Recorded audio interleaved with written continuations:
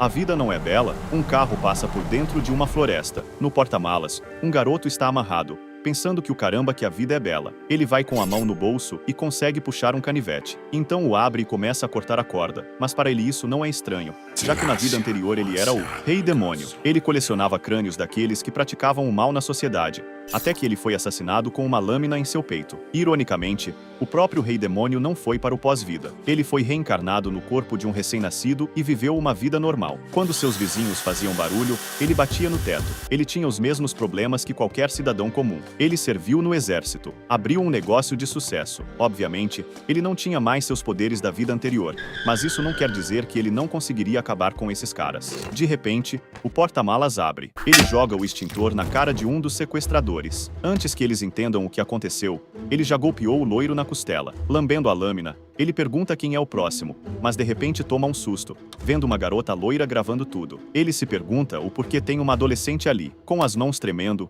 ela solta o celular. Ele então percebe que todos ali eram jovens. Lentamente, ele sai do porta-malas. A garota, desesperada, diz que era só uma pegadinha, mas agora ele matou todos. Confuso, ele pergunta o que ela quer dizer com pegadinha. Tem que ser muito idiota para chamar isso de pegadinha. De repente, um tiro ecoa na floresta. O abdômen dele sangra. Uma garota de cabelos pretos se aproximou sem ele perceber, e ele pergunta se ela realmente fez isso. Tremendo, ela larga a arma e rapidamente sai correndo, gritando, enquanto ele cospe sangue. Ele pega a arma no chão, pensando que tem 30 minutos e não pode deixar essas crianças no meio da floresta, ou então não pareceria um caso de autodefesa. O garoto loiro diz que dói muito e que ele precisa ser levado para o hospital. Ele o ameaça também, dizendo que o pai dele vai matá-lo, mas o homem o pisoteia, mandando ele calar a boca, pois eles têm que sair logo de lá. A habilidade do condutor do carro era horrível. Lá dentro, o protagonista e os envolvidos estão tentando se segurar. Ele está quase desmaiando enquanto pensa que a mulher que está dirigindo realmente é muito talentosa. Nem faz jus ao estereótipo. Fechando os olhos,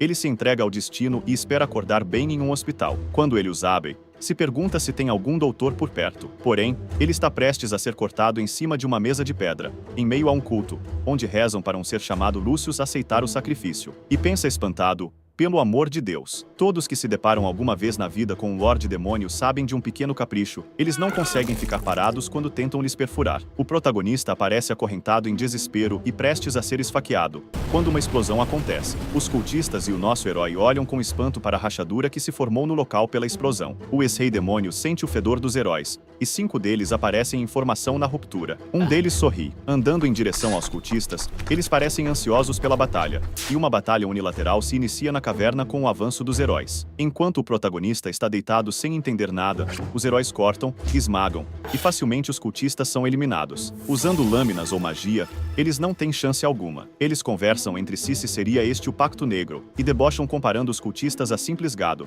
dizendo que não esperam mais nada deles. Vendo os trajes artísticos e discursos pretensiosos, o Rei Demônio só torce para não estar de volta em seu primeiro mundo. Eles se aproximam do centro da sala. A curandeira do grupo olha com pesar e diz para os outros que o garoto do sacrifício continua vivo. Nosso protagonista sente alívio quando vê o herói da espada e se pergunta se ele irá salvá-lo. Porém, a expressão do cavaleiro não parece amigável. Vendo que o herói sacou a espada, o Rei Demônio pensa que ele é o tipo de pessoa que odeia quando tentam furá-lo com alguma coisa. Só que imobilizado, ele não tem o que fazer. Agora você entende o motivo de nós odiarmos quando tentam nos perfurar com alguma coisa. O herói levanta sua espada e parece prestes a finalizar o protagonista. Essas situações desagradáveis acontecem muito. Desacreditado, o protagonista se questiona antes de ser atingido. Será que vou morrer? Estranhamente, ele parece questionar se será aos 25 anos novamente. Ele se lembra de quando era bebê, quando frequentava a creche, quando frequentava a escola, quando se alistou para o exército. Ele está de saco cheio dessa sequência de morte e ressurreição e diz que isso é uma bosta. O herói da espada, confuso com a situação,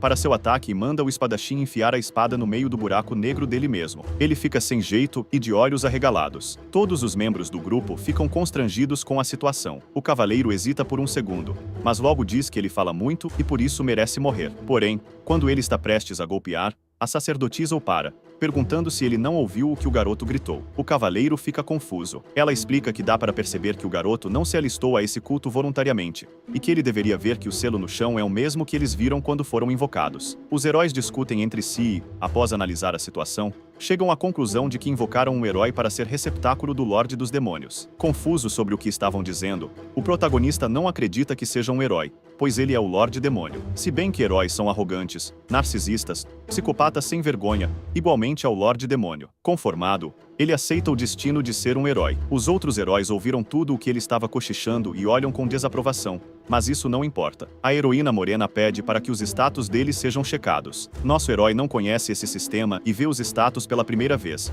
Todos chegam perto para testemunhar. Ele está no nível 1 e tem habilidade de aceleração de progresso pelo status de herói, porém possui uma corrupção de fração estágio 1. A heroína loira pergunta se estava certa, e o cabeludo da espada confirma com desgosto. Nosso protagonista vê algo diferente no seu status, algo que só ele estava vendo: o status de corrupção. Os membros do grupo decidem deixá-lo viver. Ele parece ter algo diferente: o status de corrupção, que faz com que todas as estatísticas tenham mais 3 pontos e a resistência à escuridão mais 5. Habilidade de absorção nível 1 adicionada com coeficiente de absorção de 10%. Esse efeito permite recuperar mana via absorção de fontes externas. Ele se pergunta por que tem tanto texto e que droga é aquela. Nosso protagonista é liberto enquanto pensa que não tem ideia do que os deuses querem com ele. O espadachim parece olhar com desaprovação, e o protagonista diz que está pronto para uma próxima vida, enquanto eles observam ele como veio ao mundo. Ele está com um sorriso animado, e o cavaleiro manda ele se cobrir. Ele decide pegar um manto no chão, mas é repreendido por ser um equipamento de alto nível. Nosso protagonista ignora o aviso e vai para pegar, mas é quase consumido pela roupa. Enquanto o cavaleiro diz que avisou, ele implora por ajuda. Os heróis comentam terem alguns esqueletos de baixo nível no início do caminho, que devem ter alguns trapos para o protagonista. O grupo segue em direção à saída, e o antigo Lorde Demônio pega um dos mantos dos esqueletos no chão. Em seus pensamentos, o protagonista animado diz que a vida é bela, dependendo de como você a vê. Não tem como ser diferente, mas pode te surpreender. Os presentes se dirigem a um cristal mágico e, após tocá-lo, são teletransportados para o reino onde os heróis residem. Ao chegar no destino, o protagonista é cercado por guardas deixados pelos heróis e continua seu pensamento. Não se pode perder a chance de testar sua força. Você só precisa estar pronto para isso. Entretanto, é difícil estar pronto para algo como isso. O protagonista aparece sentado, sangrando, em uma sala cheia de correntes e diz que isto é entediante. Um homem aparece dizendo que tudo o que ele irá conseguir é gritar e implorar pela morte. Com um olhar agressivo, ele diz que vai picá-lo em pedaços fininhos e pendurá-lo sobre o sol para secar. O protagonista, entediado, diz para que acabe logo com isso. O torturador apresenta um instrumento, perguntando se ele sabe para o que aquilo serve. Nosso herói debocha do homem, comparando o equipamento a um brinquedo sexual. O ruivo apresenta mais uma ferramenta, dizendo que aquela vai causar uma dor inimaginável e pergunta o porquê dele estar tão quieto. O antigo rei demônio, claramente entediado, questiona como vai sentir dor estando paralisado. O torturador, sem jeito, concorda e diz que só está começando. Enquanto o protagonista observa em silêncio, o ruivo relembra os instrumentos mortais que tem à disposição: refrescador retal 2000 e quebra-ossos promais, mas seu favorito é a mão negra do soberano, que irá fazê-lo sentir-se preso nas masmorras mais profundas do Lorde Demônio. Nosso herói faz uma cara máscula e pergunta o que ele estaria esperando. Encantado com a resposta, o ruivo pergunta se pode. O protagonista responde que não só pode como deve. Um velho de cabelos longos e brancos passa ao lado de uma cela, e vários prisioneiros estão pedindo por ajuda e que sejam libertos. O velho apenas diz para que se calem. O velho pensa que faz um bom tempo desde que ele não desce essas masmorras, mas está tudo bem, já que ele recrutou um novo herói. Ele acredita que 5 horas com o torturador mais violento devem ser suficientes e afirma que nunca imaginou que outro herói seria invocado em sua vida. Enquanto se aproxima de uma porta escura, ele não está achando aquilo bom. O mesmo torce para que não tenha chegado tarde demais e que aquele que reside lá dentro ainda esteja são. O velho segura na maçaneta e abre a porta. Ao adentrar o ambiente, ele se depara com uma cena impensável. O protagonista e o torturador estavam deitados no chão conversando. O ruivo fala que não sabia que dava para fazer tanto com um bisturi, enquanto o protagonista responde que é melhor cortar com calma e por camadas. Porém, nosso herói diz que não funciona em homens velhos, pois apesar de serem durões, eles podem morrer mais facilmente. A atenção dos rapazes se dirige ao novo integrante do local. Deitados, os dois convidam o velho para que se junte a eles. Indignado com o que viu, o velho fecha a porta com agressividade. Encostado na porta, ele se questiona sobre o que acabou de ver. Ele ouve um barulho em sua retaguarda e fica curioso. Quando se vira, se depara com o protagonista, que abre a porta e pergunta se o velho veio vê-lo. Nosso herói pensa que este era para ser o seu salvador, e o homem de cabelos brancos relutantemente diz que sim. Nosso protagonista pensa que conhece todos estes métodos de recrutamento. Primeiro, se inflige dor e depois se concede todos os tipos de benefícios. Após isso, a pessoa fará qualquer coisa para não sentir dor outra vez e te obedecerá com gratidão. A cena se volta para o protagonista e o velho em um ambiente para banhos. O homem de cabelos brancos pede desculpas pelo acontecido, e o protagonista aceita com tranquilidade. O velho apressa nosso herói a tomar seu banho, pois o rei quer vê-lo. Nosso protagonista questiona sobre o rei, e o velho explica que os heróis não aparecem com tanta frequência. Ele diz não fazer ideia do que aconteceu para o protagonista acabar na sala de tortura. O herói olha com desconfiança e diz que tudo bem, eles tiveram uma conversa amigável. O homem de cabelos brancos diz ao protagonista para levar o tempo que precisar e informa que os serventes virão em breve. Nosso herói se prepara para o banho e pensa que o velho sabe tudo, xingando. Enquanto o protagonista relaxa em seu banho quente, ele reflete que por natureza as pessoas são o mesmo que demônios. Olhando para a água, ele vê seu antigo reflexo do primeiro mundo, dizendo que sabe, pois já foi os dois. Com um sorriso na cara, ele pensa que agora não é o passado que importa, é o futuro. Nosso herói se questiona sobre o que querem dele e se o querem como fantoche ou igual aos outros heróis. Mas, sabendo que não importa, é preciso descobrir algo antes: quem ele quer se tornar. As empregadas chegam aonde o protagonista está, com animação, dizendo que vieram servir o herói. Ele se vira com entusiasmo e diz que se lembra do plano de recrutamento corretamente, e que depois do graveto vem a cenoura. As empregadas aguardam em pé na porta da instalação. Sorrindo, nosso herói diz que descobrirá mais tarde quem ele quer se tornar. As serventes aparecem segurando roupas para o protagonista, perguntando se o senhor herói está pronto para os seus tratamentos. O protagonista, lambendo os beiços, pensa que se tem algo que ele aprendeu sobre as mulheres durante suas duas vidas é que elas gostam de ser assertivas. Nosso herói faz uma pose sensual enquanto arruma o cabelo e fala que está pronto para mais do que apenas tratamentos, mas as serviçais não parecem nada entusiasmadas com essa onda de paixão. O protagonista se aproxima da serviçal loira enquanto é repreendido pela ruiva, que chama sua atenção. Ele fala que os olhos dela são bonitos. A serviçal loira, envergonhada, corta o clima e, segurando uma toalha, a oferece ao herói. O antigo Lorde Demônio, desanimado, pergunta se é só isso, e ela confirma que foi ordenada apenas a lhe vestir. O protagonista, de coração quebrado, comenta que ela não poderia apenas lhe vestir, e antes de terminar o seu raciocínio, as mulheres o levam de volta ao banho, deixando o protagonista bastante decepcionado. A cena corta para o rei segurando uma bola roxa misteriosa e repreendendo um homem chamado Mantas. Mantas se revela como velho e pergunta ao rei sobre o que teria feito de errado. Irritado, o rei questiona o porquê do herói ter sido liberto do calabouço e o ameaça dizendo que ele talvez queira ficar por algumas horas com o torturador. O velho, assustado, tenta se explicar, mas é cortado pelo rei, que afirma que ele não estava pensando com clareza. Curioso sobre as intenções do rei, o velho pergunta o motivo. O rei diz que sabe que Mantas está velho e faz o que pode para manter seu lugar, mas não deve agir como um amador, afirmando que o herói deveria ter sido levado e então executado. O velho volta a questionar o motivo, irritando profundamente o rei, que julga Mantas como um tolo e afirma que, caso faça uma pergunta dessas novamente, irá para o torturador. O rei afirma que não pode haver mais do que 5 heróis ao mesmo tempo, e o velho deveria saber disso melhor do que ninguém. Mantas pergunta se as antigas histórias são mesmo confiáveis e se a deusa quer lhes proteger de algum grande perigo, enquanto o rei afirma com convicção que se os contos antigos não forem verdadeiros eles podem perder todos os rascunhos futuros por causa do novato. Mantas afirma que de qualquer modo o herói já está aqui e que o próximo rascunho está a décadas de distância. O rei disse que não é tão simples, pois ele também não sabe onde colocar os seus heróis e continua os perseguindo atrás de pequenas coisas, como sectários e os doentes perto das aldeias. O velho conclui que eles são apenas um recurso e que deve-se dar um tempo ao recém-chegado, porque com certeza ele se tornará um peão fiel. O rei afirma que o herói é fraco e que, considerando a diferença de experiência dele com os outros heróis, ele morrerá na primeira emissão de tropas dos inimigos, especialmente se for preparado de maneira correta. O rei sobe as escadas em direção ao trono. Após sentar-se, o mesmo fala que enviará ele e o resto de seus heróis para o meio de tudo isso. O rei então ordena para que tragam o recém-chegado e que digam a ele que foi encontrada uma utilidade para ele. Se dirigindo a Mantas, o rei diz que apenas uma coisa o incomoda. Ele pergunta se não achou estranho que um herói mensageiro sagrado da deusa foi convocado por cultistas adoradores de demônios, e Mantas pergunta sobre o que ele quer dizer com isso, fazendo o rei concluir que está farto do velho. O protagonista aparece em um closet sendo vestido e pergunta se é assim que as serviçais tratam os heróis. A serviçal ruiva pergunta o que ele quis dizer, enquanto a outra afirma a ele que isso significa honra e cuidado. A ruiva então finaliza dizendo que é claro que o herói não entende, já que ele acabou de chegar, porém não convence o herói. A cena corta nos mostrando uma batalha violenta e é dito que havia paz no reino agora, e os demônios estão quase todos fora de vista. Porém nem sempre foi assim. Os demônios costumavam transmitir medo pelo continente por centenas de anos, e a última batalha com o Senhor das Trevas levou todas as outras raças à beira da aniquilação. Restando pouca esperança, a deusa ouviu os pedidos de seus fiéis e deu à humanidade o sistema e a capacidade de convocar heróis. Graças aos heróis que foram elaborados, a humanidade conseguiu virar a maré da guerra em questão de meses e matar o Lorde Demônio. O protagonista pensa que sempre se perguntava de onde eles vinham. Até então ele não sabia sobre o sistema. A serviçal segura no braço do protagonista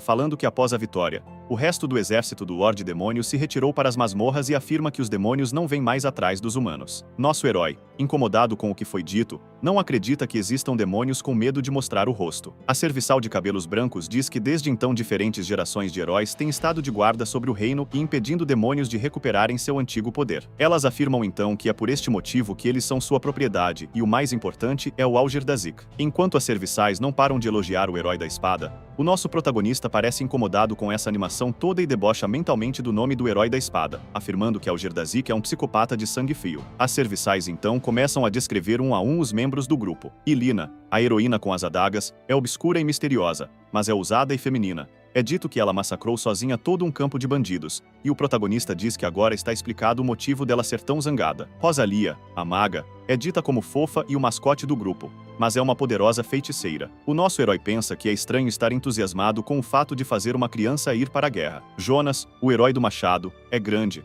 mas quase nunca fala. Se sabe muito pouco sobre ele. O herói lembra dele lá. Egli, a sacerdotisa, é como irmã mais velha de todo o grupo, levando a palavra da deusa. E nosso herói pensa que ela é a mais perigosa de todas e é uma cadela manhosa. Por último é descrito o protagonista, mas ele ainda não tinha dito o seu nome. As serviçais mal podem esperar para ver o que o nosso protagonista irá se tornar. Ele com certeza será amado, e isso parece deixar o herói desconfortável. O herói sabe que ser amado é assustador, mas por outro lado, quem tem o amor do povo tem o poder, e ele ama o poder. Nosso herói, com um olhar sério, pede para ser levado até o rei. Enquanto o protagonista entra confiante na sala de Vossa Majestade, as serviçais se perguntam se tinham dito a ele que neste reino os heróis não têm direitos, servindo assim a coroa até a morte. E a outra responde que não e ela por fim se pergunta se deveria mesmo ter dito. Nosso herói é mostrado no centro da sala de Vossa Majestade. Um clima tenso se inicia com o rei e o herói se encarando. O herói pensa que não gosta de entrevistas. O rei volta ao ponto principal e pergunta de qual mundo o herói veio. Nosso herói, de forma confiante, pega uma cadeira e se senta com as pernas cruzadas à frente do rei para responder à pergunta, fazendo um guarda se perguntar de onde a cadeira saiu. O herói se dirige informalmente ao rei, o que o deixa nitidamente incomodado. O herói diz que é da terra onde o próprio ar é um veneno letal, fazendo o rei se questionar se ele está mesmo falando sério. O herói diz que é de um lugar onde não crescem árvores e as pessoas são forçadas a viver em pedras, havendo orcs te esperando em todo lugar. O rei, curioso com o que ouviu, pergunta o nome deste lugar impiedoso. O protagonista, com um olhar sério, responde que o nome do lugar é Norius. É então mostrado o local de onde a inspiração para a descrição foi tirada, uma rua na terra dominada por bandidos. O rei, muito assustado, pergunta qual lorde demoníaco governa a terra dele, e o herói pensa a respeito, porém decide não falar sobre isso. O rei acredita que esse herói não é tão simples quanto ele pensava e diz que, já que ele sobreviveu a um mundo tão cruel, ele deve ter utilidade. O herói então irá passar por um exercício regular de veteranos, e vendo como as coisas funcionam no reino, vai identificar sua classe. O rei cruza os braços e diz que ele irá para sua primeira missão, apesar de já querer que fosse a última. O rei pensa que não importa de qual inferno o herói veio, ele irá fazê-lo passar por algo ainda pior. O herói pensa que o rei deve acreditar que ele é um tolo e nega a possibilidade de se tornar um herói de estimação. Se inicia então uma guerra fria entre o rei e o herói. O protagonista pergunta o que estão esperando. Capítulo 7. O herói relembra sobre o princípio de Pareto, que afirma que 80% dos efeitos vem de 20% das causas. Golpeando fortemente um boneco de palha com uma espada de madeira, seus status de força, resistência e agilidade sobem em 1, e a habilidade esgrima é adquirida. O herói cansado diz que parece muito injusto se 100% dos efeitos vierem de 0% das causas. Um erro no sistema é apresentado e todas as suas habilidades sofrem um erro que impossibilita seu aumento. Um outro lado do campo de treinamento é mostrado com os integrantes cansados das bagunças dos heróis, e nosso protagonista entra no foco da conversa sobre estar batendo no boneco há 5 horas seguidas. O treinamento dos antigos heróis parece mais impressionante, mas a serviçal ruiva está impressionada com a persistência dele. O nosso herói se encontra em estado de exaustão e ouve um conselho do sistema de que insanidade é fazer a mesma coisa repetidamente até que algo mude. O protagonista, já irritado com a situação, corta o boneco de palha e madeira no meio, assustando o sistema. O protagonista pisa e bate naquele boneco, dizendo para o sistema tentar não dar um nível novo a ele agora. Apesar do que foi pedido, o sistema apresenta outro erro com outro aumento impossível, o que deixa o herói extremamente estressado. O protagonista se joga ao chão em lamento e solta suas frustrações aos ares. Se levantando com o rosto em angústia, o herói da espada junto a outro homem observam de longe. O herói da espada não parece surpreso com a situação, enquanto o outro homem se pergunta, com o rosto assustado, o que ele tem contra o boneco. O herói da espada diz que ele terminou o aquecimento e agora é a vez do instrutor ver do que ele é feito. O instrutor fala que não tem certeza. O instrutor se apresenta ao herói como seu primeiro parceiro de treino, e o herói o recebe com hostilidade. O instrutor, com um semblante amigável, disse que ouviu sobre o mundo do protagonista e que não tem dúvidas das habilidades do herói, mas gostaria de apontar alguns erros antes de começar o treinamento. Esse instrutor comenta que o fervor e a paixão são bons, mas a compostura é melhor, e a postura do protagonista também não é muito prática. Ele tem um golpe criativo e uma forma própria de empunhar a espada, mas, no geral, o que lhe falta é a experiência. O nosso protagonista, muito irritado com o que foi dito, questiona a falta de experiência. Enquanto empunha sua espada, ele diz que experiência é tudo o que ele tem. Ele então avança para cima do instrutor enquanto pensa que, se algo te segura em uma batalha, é então apenas uma falação exagerada. O instrutor se defende, e o nosso herói recua chutando areia nos olhos do homem. Sorrindo, ele diz que entendeu e prepara um soco no peito do instrutor que o acerta, fazendo o oponente ajoelhar no chão e o sistema informar mais aumentos impossíveis. O sistema é questionado pelo nosso herói enquanto ele se mostra em uma posição ameaçadora, com o seu antigo semblante sendo mostrado como se fosse uma aura. Ele então fala com desprezo que se dane o sistema. Nosso herói não imaginava que chutar a bunda de um velho fracote iria impressionar tanto os outros. A atenção de todos os heróis é voltada ao protagonista, exceto por Jonas, que estava treinando. A opinião das criadas sobre o herói muda, agora o acham incrível. O herói fica envergonhado com os elogios e pensa se isso é sério, pois para ele foi o mesmo que derrotar um cachorrinho. Apesar de tudo,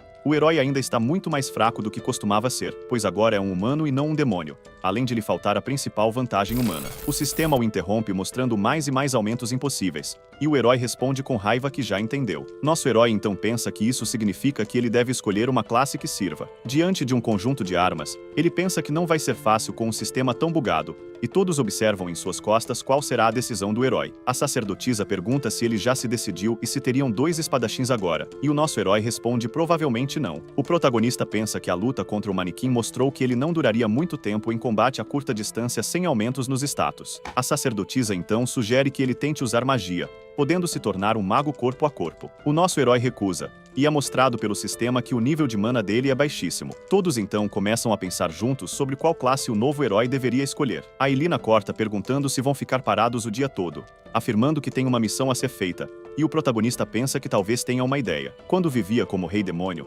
só existia um herói que ele respeitava dentre todos, e seu nome era Garré, o Enganador. Ele sobreviveu a todas as batalhas e viveu mais que os companheiros por 2 razões. O antigo Rei Demônio observa uma luta entre heróis e um orc gigante. O orc, sem piedade, esmaga o guerreiro da lança, fazendo o Lorde Demônio se espantar um pouco. Em meio aos arbustos, algo se mexia. O Lorde Demônio vasculha e pergunta o que ele estaria fazendo ali. Não seria este um herói? O herói responde quase relaxando em uma cadeira e comendo um pedaço de carne, dizendo que é uma escolta. Seu trabalho é achar um monstro, e o resto não é de sua conta. A primeira razão é que ele sabia o que estava fazendo, e com uma batida na cadeira convida o Lorde Demoníaco a se sentar ao seu lado enquanto seu time é detonado ao fundo. Quando o momento final da luta se aproximava, o herói aparece em apuros em meio a corpos e lamenta a morte dos companheiros. A segunda razão era esta: ele vinha para brincar, encenando que está lutando até seu último suspiro. Enquanto um demônio se pergunta por que ele ainda não foi morto, o outro responde que isso acontece em todas as batalhas. Um demônio pergunta se ele é alguém tão enganador que consegue escapar de qualquer problema. Na verdade,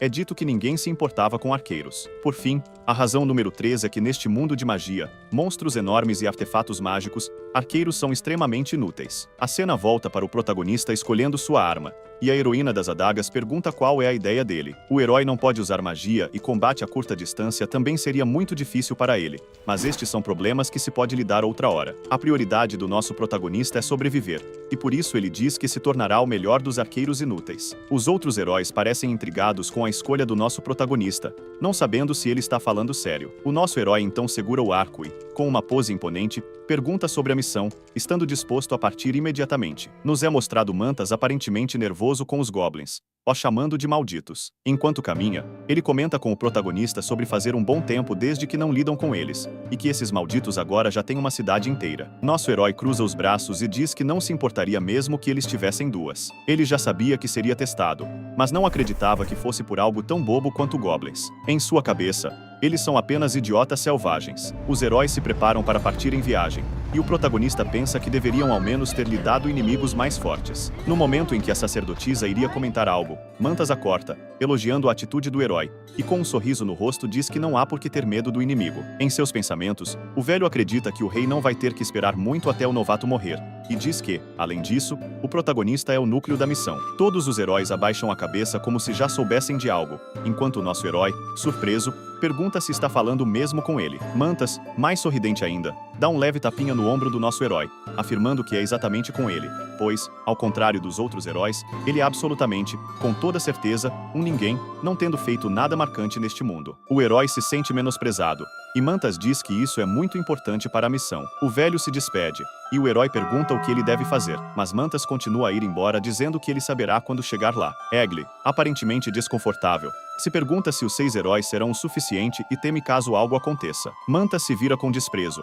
perguntando se ela duvida de si mesma, dizendo que isso não seria nada heróico. Alguns heróis vão entrando na carroça e apressam os outros para entrarem logo e não perderem tempo.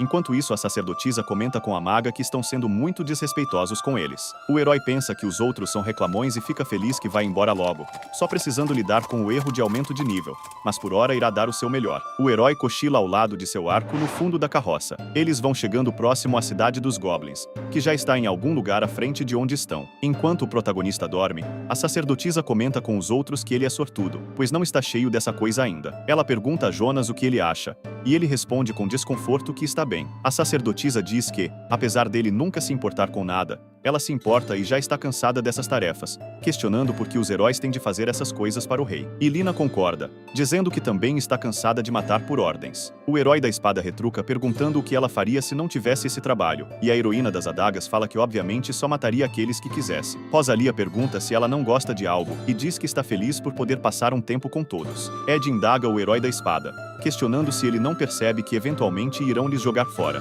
A maga, com inocência, pergunta sobre o que eles estão falando. Por sua vez, a sacerdotisa diz que era melhor que eles parassem de fazer tudo o que o rei quer. A conversa é cortada com o aviso de que chegaram ao seu destino. A sacerdotisa acorda o herói, que abre os olhos confuso e babando. Os heróis do lado de fora perguntam se o protagonista está pronto, e ele responde que quase, ainda dentro da carroça. É perguntado aos outros o que eles acham do novato, e o herói da espada responde que ele é um esquisitão, enquanto para Elina ele parece adequado. O protagonista debocha da questão enquanto coloca uma armadura, dizendo que sabe lidar perfeitamente com eles. Ele coloca o seu capacete, dizendo que teve um ótimo professor. O nosso herói sai da carroça equipado, dizendo que lhe falta apenas se cobrir de tripas e já estará pronto para matar goblins, mas percebe que não consegue ver nada com aquele capacete, então decide tirá-lo. Chamando o capacete de porcaria, o protagonista nervoso joga ele com força no chão. Ao se virar para o local onde irão adentrar, ele vê algo que não esperava. A grande cidade Novo Goblins é testemunhada pelo nosso herói, e ele se questiona aonde ele realmente está. O protagonista vê que aquilo não é o que ele esperava. É mostrado um goblin banqueiro, assim como vários tipos de comércios de goblins divulgados pelos outdoors. Os heróis caminham pela cidade enquanto goblins os observam, e é citado o milagre econômico dos goblins. A sacerdotisa informa que os dias em que os goblins eram monstros burros acabaram e que eles evoluíram muito nas últimas 2 décadas. O nosso herói se vira espantado com o que está presenciando. O herói pensa que estava errado quando acreditou que as únicas coisas nas quais os goblins se interessavam eram em roubar e safadezas. Ed fala que os corpos dos goblins possuem glândulas especiais que produzem feromônios, por isso eles enriqueceram tanto. O herói não parece entender o que foi dito e pergunta como. A heroína das adagas disse que é simples. Se trata de afrodisíacos, eles aprenderam a extrair isso das próprias glândulas e começaram a vender. O protagonista pensa que foi uma ideia muito esperta da parte deles. Ele disse que entendeu e que isso explica todo o sucesso econômico dos goblins. Ele pergunta sobre como os goblins lidam com os roubos, e o herói da espada pergunta se os outros já viram o preço que os goblins põem nos produtos. Ele afirma também que estava errado quando pensou que eles nunca aprenderiam sequer a falar. A sacerdotisa diz que, apesar de tudo, eles também adquiriram cultura. No pátio subterrâneo Goblinster, um show de música ao vivo acontecia. Após perguntar se era somente isso que eles ouviam, É informado que os Goblins também ouvem um estilo chamado G-pop. O herói disse enquanto caminha que não entende, pois se eles evoluíram tanto e não causam mais problemas, não teria motivo para o rei estar insatisfeito. O herói da espada retruca dizendo que é exatamente este o problema. Os Goblins estão ganhando cada vez mais influência. Os Goblins estão com forças armadas melhores e indústrias à disposição. Quando eles roubavam e violavam tudo e todos, a população estava perfeitamente confortável com o genocídio dos Goblins, mas agora nem ao menos é permitido massacrá-los. O protagonista responde que faz sentido. O herói da espada diz que eles têm muito dinheiro e não precisam mais sequestrar garotas, já que elas vêm por conta própria. Os Goblins parecem muito confortáveis com a situação em que estão. Continuando a caminhada pela cidade, o herói da espada diz que eles querem provar para o mundo que Goblins não são mais bárbaros estúpidos, e os heróis não podem deixar isso acontecer. Os heróis estão na cidade como embaixadores, e o nosso protagonista como agente, o objetivo dele é se encontrar com os coordenadores para acabar com este regime o quanto antes. O nosso herói parece não muito confiante quanto às ordens dadas. Por sua vez, ele pergunta se daria para ser um pouco mais específico, enquanto se aproximam do portão principal do castelo. O herói da espada diz que não há tempo para bateção de papo, e a heroína da adaga se alivia pois já estava farta de esperar. Algirdazik fala que irão para o banquete dentro do lar do inimigo e atrairão todas as atenções para eles. E Lina está eufórica para meter o louco. É informado que o resto das tarefas são do nosso herói, e antes dele falar qualquer coisa, ele é chutado pelo herói da espada, caindo embaixo da ponte na parte mais profunda do castelo. O herói da espada se agacha e diz para não se preocupar, que os Goblins lhe encontrarão sozinhos. Nosso protagonista, em meio a todo aquele lixo, aparenta estar muito irritado com a situação na qual foi posto. Ele observa ao seu redor e vê um agrupado de Goblins em volta de uma fogueira. A atenção é voltada para uma bandeira com o rosto de um Goblin revolucionário, aparentando ser o líder dos que ali habitam. Nosso protagonista se apresenta confuso quanto ao que viu. Uma Goblin criança, juntamente a seu pai, olha para um cartaz na parede com o rosto daquele mesmo revolucionário, dizendo para se juntar a Gobelni. A criança pergunta quem é o homem e o que eles querem. O pai então responde que eles são aqueles que se opõem ao rei e desejam que tudo volte a ser como era antes. Curiosa, ela pergunta como era. O pai disse que os Goblins viviam em cavernas e roubavam todos que apareciam pela frente. Olhando para uma loja de brinquedos, aquela criança agarra com força seu ursinho de pelúcia e diz que isso é horrível. Agarrando a bandeira e a puxando para si, o pai diz que não é horrível e que se trata de um movimento conservador. Nosso protagonista aparece cercado por Goblins que apontam suas armas para ele, o encurralando contra a parede. Ele diz que, apesar de só ter uma flecha, não tem medo de usá-la, ameaçando os Goblins em sua frente. Os Goblins se intimidam levemente e se perguntam de onde aquele cara tirou este arco. Um Goblin musculoso, que aparenta ser o líder do grupo, se aproxima e pergunta sorrindo se esse é um dos agentes humanos que deveriam ajudá-los. Em seus pensamentos, o nosso herói se mostra aliviado, pois por um momento pensou que teria de matar todos os Goblins com apenas uma flecha. O Goblin musculoso chama o protagonista e diz para ele que o verdadeiro líder está na prisão no momento, e como ele é o mais velho, tendo 15 anos, se tornou o líder interino. Em sua cabeça, o herói debocha, pensando que até o seu cachorro viveu mais. Olhando por dentro de uma cabana, o Goblin disse que o rei prometeu que os heróis iriam ajudar a derrotar o regime, trazendo-os de volta às origens. Chorando, o líder momentâneo dos Goblins diz que depois de todo este tempo, eles começaram a esquecer o que significa ser um Goblin. Nosso herói olha com desconfiança, e o Goblin aponta que primeiro eles irão entrar por esses túneis, então localizar a sala e é cortado pelo protagonista, que diz para ele dar uma segurada, o que confunde o mesmo. Um ideal maquiavélico é posto pelo protagonista, que pergunta o que ele irá ganhar caso concorde em ajudar o líder dos Goblins. Sem jeito, o Goblin relembra a promessa do rei, quando é cortado pelo herói, que pergunta se ele vê algum rei por aqui, pois ele não vê. Encarando o Goblin com um olhar de luxúria, ele pergunta novamente o que irá ganhar com isso, deixando o mesmo em maus lençóis. Dinheiro, questiona o Goblin ao herói. Ele nega, pensando que nunca foi de freelance. Poder, sugere o líder momentâneo. A proposta é novamente negada pelo protagonista, que não vê motivo para ter poder sobre os selvagens que os Goblins se tornarão em seu novo regime. Levantando uma caixa lotada de coisas, o Goblin propõe que talvez isto sirva, apresentando algo chamado de núcleo dos Goblins. Nosso herói segura um desses núcleos se perguntando o que seria esse lixo, e antes de dizer que irá vendê-lo, uma mensagem do sistema aparece.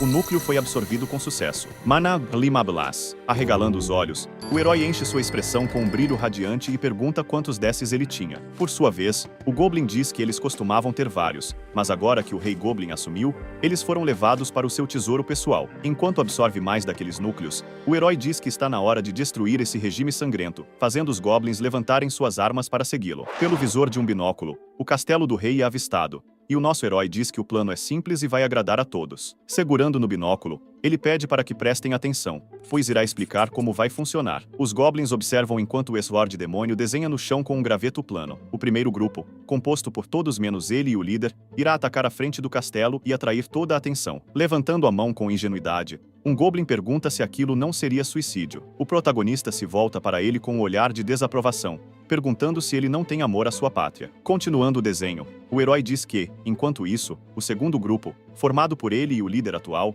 irá por trás através dos esgotos e pegará rapidamente o Gobelne, finalizando o trabalho. O líder questiona que os esgotos não estão selados, então como o herói poderia entrar? Com as mãos na cintura e com o nariz empinado, o herói diz que não é apenas um arqueiro, mas também um grande mago e irá descobrir um jeito. Em paralelo a isso, o sistema mostra seu nível de mana atual, que corresponde a apenas 15 pontos. Outro Goblin levanta a mão pedindo licença e dizendo que ainda faltam 5 horas até a troca de guardas. Ele fala que deveriam esperar para minimizar as perdas. Antes de terminar o seu raciocínio, o herói o empurra de cima de onde estavam, agachado diante dos Goblins. O herói afirma que eles atacarão agora e pergunta se conseguiram compreender. Os Goblins então começam a deslizar ladeira abaixo, enquanto o protagonista e o líder calmamente descem as escadas. Uma luta se inicia na parte de cima do castelo, o que faz com que a atenção dos guardas esteja na batalha e não nos invasores abaixo. Eles veem que a entrada para o esgoto está fechada, e o líder dos Goblins, segurando as barras de ferro com as suas duas mãos, diz que está na hora do herói usar a sua magia. Se gabando com falsidade,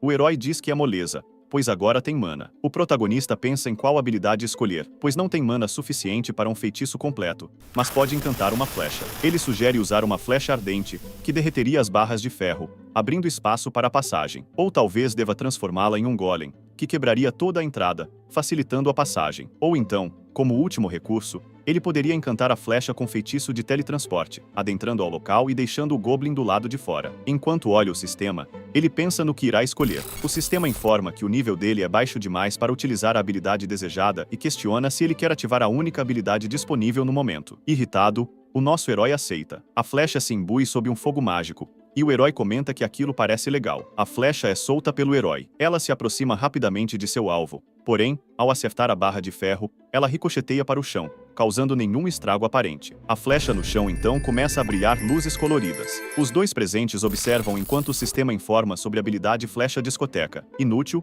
mas muito bonita. O Goblin parece decepcionado com o desenrolar da situação, e o herói sugere para que façam conforme a moda antiga. Nosso herói pede para que o Goblin não olhe desse jeito para ele e diz que só estava testando uma coisa. Uma adaga é retirada de sua bolsa na parte de trás da cintura. A adaga é fincada entre as frestas dos tijolos pelo herói. Os guardas que estavam dentro do túnel veem uma luz misteriosa do lado de fora e se aproximam para checar. Eles abrem o portão e vão em direção à flecha que estava emitindo aquela luz. Aqueles guardas se distraem olhando para a flecha lançada pelo arqueiro e recebem um golpe surpresa em suas cabeças. O herói retira a flecha do chão e a levanta para cima, proferindo com orgulho o nome de sua habilidade. Continuando a segurá-la, ele a abaixa e diz ao líder dos Goblins que disse que iria dar um jeito. Um alvoroço na parte de cima do castelo está acontecendo e um guarda-goblin se pergunta o que será dessa vez, sendo respondido pelo outro que diz que provavelmente não é nada. Aliviado, o primeiro Goblin pensa que ainda bem que ele só faz patrulha nos túneis. Apesar de ser chato, o segundo Goblin finaliza afirmando que é seguro. Um semblante maligno aparece nas costas daqueles dois guardas. Tratava-se do herói,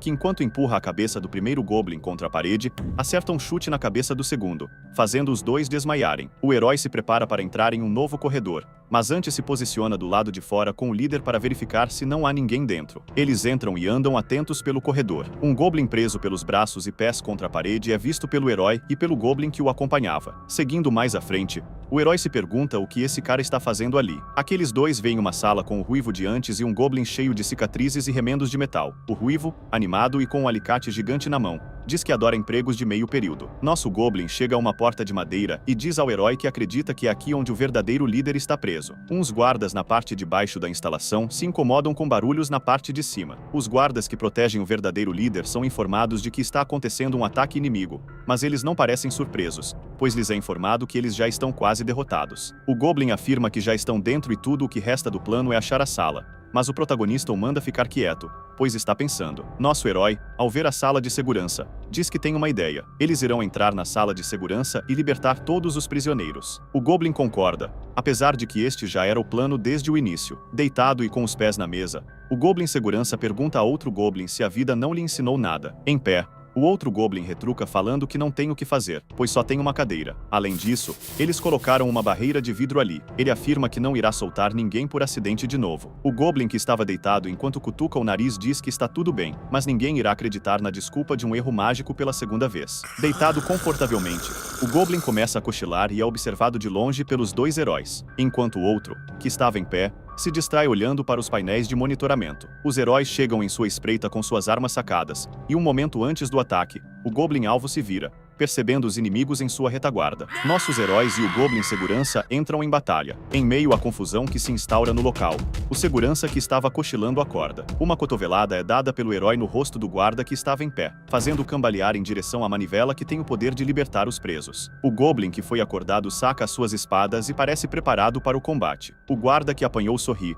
dizendo que eles estão ferrados, se apoiando no vidro que protegia a manivela. Acidentalmente, o vidro que protegia a manivela se quebra, fazendo com que o Goblin a acione. Vendo a burrada que fez, o Goblin entra em desespero. Os portões das celas começam a subir, libertando os presos e deixando os guardas assustados. Uma batalha entre os presos que foram soltos e os guardas ali presentes se inicia. Os heróis observam o guarda que fez a burrada se lamentar no chão, enquanto o outro se mantém na mesma posição, preparado para o combate. Nosso protagonista joga os dois Goblins Seguranças pela janela em direção ao campo de batalha no primeiro piso. A localização de Gobelny é questionada pelo herói. Em meio à batalha, um Goblin cheio de cicatrizes anda de cara fechada e com um ar misterioso. Este mesmo Goblin derrota um guarda com apenas um soco, acabando também com outro com um soco acertado no queixo. Ele se volta em direção a uma porta. Então ele segura a maçaneta e a abre. Com uma expressão cruel, após alguns instantes ele sai de dentro do lugar ensanguentado e carregando uma boina em sua mão. Ao vestir a boina em sua cabeça, ele parece satisfeito. Em meio a todo o caos feito por esse Goblin, o mesmo afirma que ama o cheiro de rebelião pela manhã. Gobelny fica cara a cara com o herói e o segundo líder. Com desprezo, ele diz que aparentemente lhe enviaram um verme ao invés de um herói. Nosso herói responde que se não fosse por ele, Gobelny teria de comer sopinha por mais 3 anos. O Goblin diz para o herói relaxar, pois ele só estava zoando, além de que ele realmente queria ir para a prisão. Em direção a um grande guarda que protegia uma porta, o líder dos revolucionários se aproxima. Ele olha de forma ameaçadora, e o guarda se intimida e o deixa passar. Gobelny parece procurar alguma coisa, enquanto aperta os tijolos na parede. Uma porta se abre na parede, e ele diz que esta é a única passagem que leva direto ao maldito do rei. Nosso herói pensa com malícia que aqueles orbes logo serão dele. Alguns goblins parecem curiosos com a rachadura que apareceu em sua parede. Um deles foge enquanto os guardas apontam suas armas para a porta. Diante da lacuna na parede, o nosso protagonista é observado. A cena corta para o rei dos goblins em seu trono, com vários de seus convidados ao seu redor. Aquele Goblin que tinha fugido se aproxima do rei e lhe conta sobre o que aconteceu. O rei levanta seus braços, chamando a atenção. Os heróis do grupo do protagonista aparecem comendo um banquete. Se levantando do trono,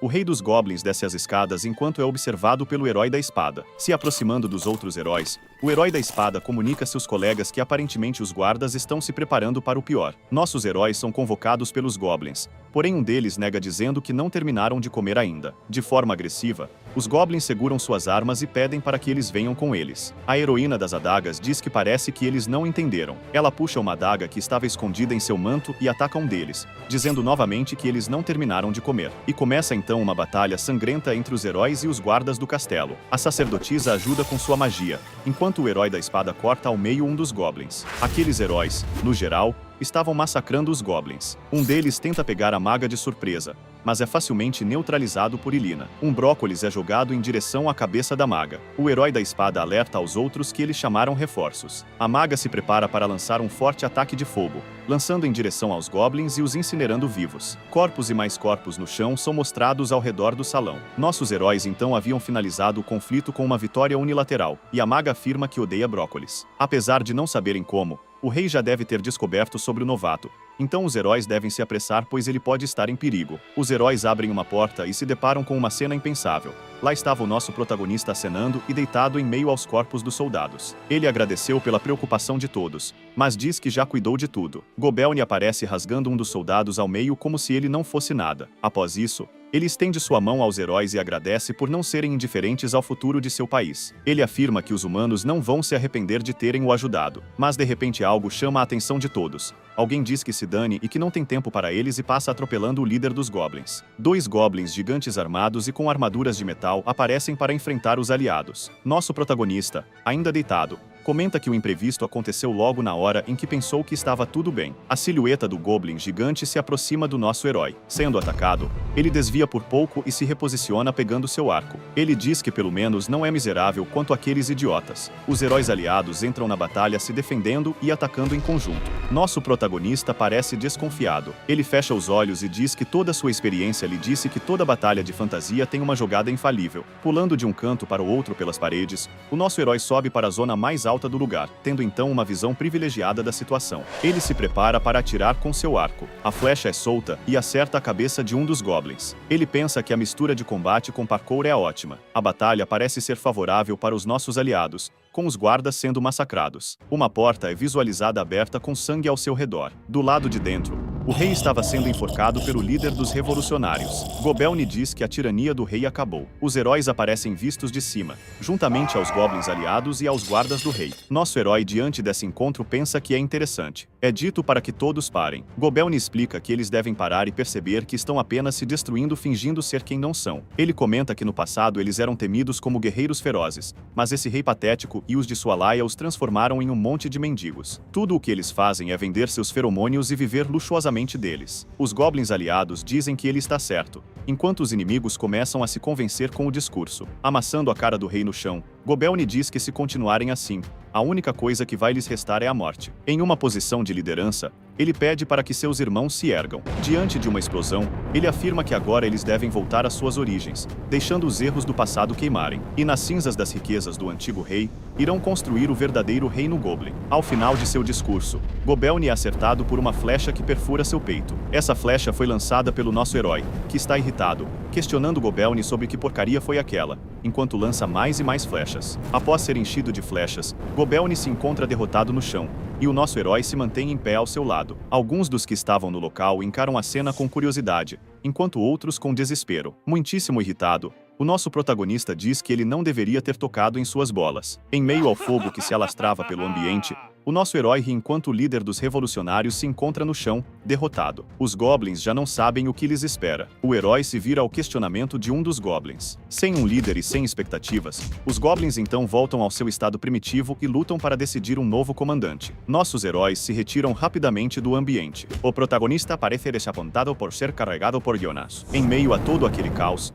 os nossos heróis se retiram do campo de batalha entrando na carroça. Confusos sobre o resultado da missão, eles dizem que tecnicamente destronaram o rei. Todos encaram o nosso protagonista em busca de uma explicação, e com a cara lavada ele se despede dos goblins enquanto a cidade deles ruía em caos. A viagem de volta chega ao fim após alguns dias. Os cidadãos celebram a volta dos heróis, orgulhosos por terem salvo o mundo outra vez. Mantas já estava em pé esperando a chegada dos mesmos. Ele se surpreende que todos estão vivos e diz que o rei já está aguardando por eles. Os heróis não parecem contentes, pois o velho nunca dá nenhum tempo para que eles descansem. Na sala do rei, são recebidos os heróis. Com certo desapontamento, o rei comenta sobre a sobrevivência do novato. Bocejando, o nosso herói diz que é óbvio que sobreviveria. O rei indaga se isso significa que o reino dos goblins foi liberto. Sem saber como explicar, o herói enrola, e o rei olha com curiosidade. Todos começam a tentar desenvolver uma versão da história, até que o nosso herói cria coragem e explica que não há mais reino. O rei fica abismado com a informação que recebeu e questiona a veracidade da mesma. Nosso herói afirma que é aquilo mesmo que ele ouviu. O rei se irrita e se conforma,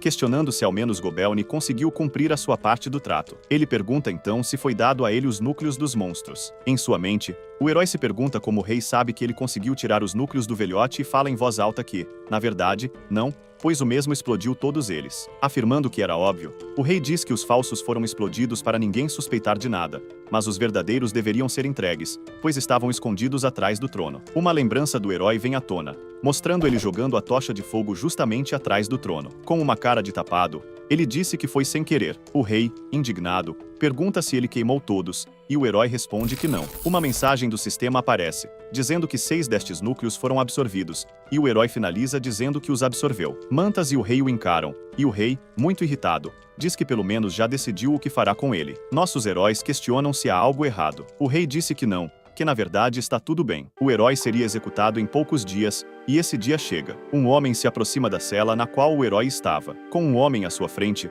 o protagonista pensa que é uma droga, e ele já tinha passado por isso antes em sua vida passada. Em sua vida passada, O herói também estava preso quando duas pessoas discutem na frente de sua cela. Uma diz que alguém ainda não veio limpar e o outro fala que está cansado disso, afirmando que devem tirá-lo. Ao abrir a porta da cela, os dois homens não encontram ninguém lá dentro. O herói estava se escondendo no teto, se agarrando pelas extremidades. Ele então pula em cima de seus carcerários. A cena volta para sua vida atual. Nosso herói tenta replicar o mesmo que fez em sua última vida e pensa que é uma pena não ter um prato com ele. Uma pessoa misteriosa de capuz verde entra em sua cela, e o herói pula em cima da pessoa para se salvar. Ao cair, é espancado pela pessoa que se demonstra uma garota. O herói então segura pelo seu colarinho e a joga para trás com brutalidade. Ele estava indo para socar aquela pessoa quando para, pois percebe que se tratava de Rosalia. Ele para em uma situação constrangedora em cima dela. Saindo em desespero de perto, pergunta o que ela fazia por ali. Ela então responde que está lhe libertando. Muitíssimo feliz, o herói diz que ela então deve ter decidido se virar contra o rei e pergunta se agora,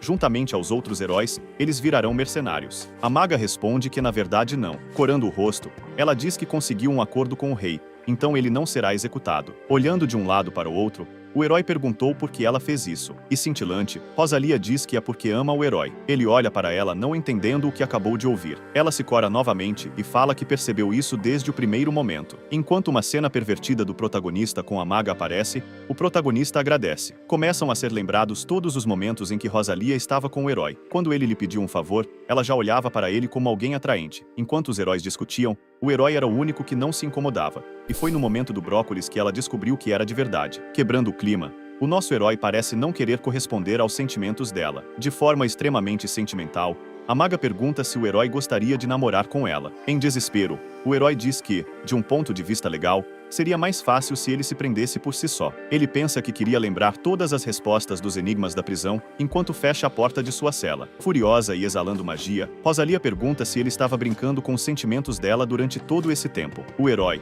suando frio, diz que ela só entendeu errado, pois aconteceu muito de repente. Ela cessa o seu ataque e entende, dizendo que talvez ela se pareça com uma menina, por isso ninguém a leva a sério. Mas a verdade é que ela não envelhece e já tem mais de 20 anos. O herói pensa que não vai cair nessa pela segunda vez e pergunta o porquê dela se vestir igual a uma criança, já que ser confundida assim a irrita. Ela responde que é porque o mestre dela amava. Em seus pensamentos, o herói fica curioso sobre o mestre da maga e pensa que talvez deva aprender mais histórias, além de que é óbvio que Rosalia tem algum trauma sério por causa dele. Rosalia está com um semblante triste, e o herói, com pena, decide confortá-la. Então pergunta o que eles irão fazer hoje, já que ele não vai mais ser executado. Mas Rosalia não está muito animada para responder. Sobre isso, voltamos ao dia em que aconteceu a condenação do herói. Mantas afirma que o herói está em uma enrascada e aquilo foi uma violação direta da ordem, uma falha na missão e criação de grande risco para o reino inteiro. Continuando a falar sobre os crimes, enquanto o herói está cansado de ouvir, em sua mente ele começa a pensar sobre o quarto. Se trata de um grande depósito para as esferas de avanço. Enquanto estava planejando algo sobre isso,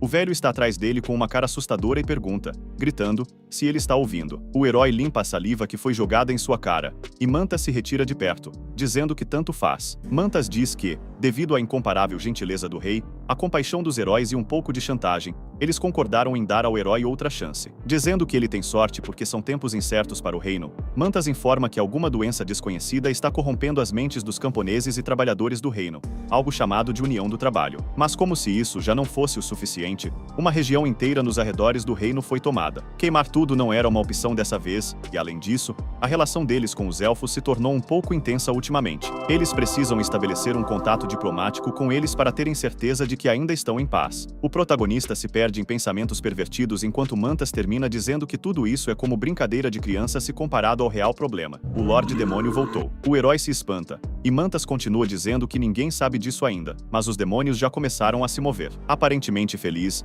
nosso protagonista pensa que finalmente funcionou. Ele sabe o que fazer. Primeiro pegar os núcleos, depois sair correndo do reino, ir em direção ao reino demoníaco, ao chegar lá ser bem recebido pelos habitantes que sentiram sua falta, comer todos os núcleos e, por fim, derrubar o falso rei de seu trono, assumindo assim o lugar que é seu por direito. Mantas corta esse pensamento dizendo que, de qualquer jeito, se ele tentar escapar ou falhar em uma missão, os heróis o encontrarão e acabarão com ele. O herói pensa que ainda não é forte o suficiente para lidar com todos e acredita que terá que fazer uma coisa suja para escapar. Terá de descer tão baixo e fazer amizade com ele. Talvez? Mantas diz para o herói que esteja pronto às 6 horas da tarde do próximo dia. No outro dia, o herói se espanta por não ver ninguém e pergunta aos céus onde está todo mundo. Mantas pergunta para onde ele está olhando. Nosso herói lembra que precisa resolver problemas do reino com elfos, revoltas e mais alguma coisa sobre demônios. O velho pergunta se ele é burro. Depois de tudo que ele fez com os goblins, ninguém vai confiar nenhuma missão a ele até que lide com os seus próprios problemas. O herói vai para outro ambiente e está sentado com uma mesa de madeira em sua frente. Ele está em uma sala de aula com o professor dizendo que irá começar a lição.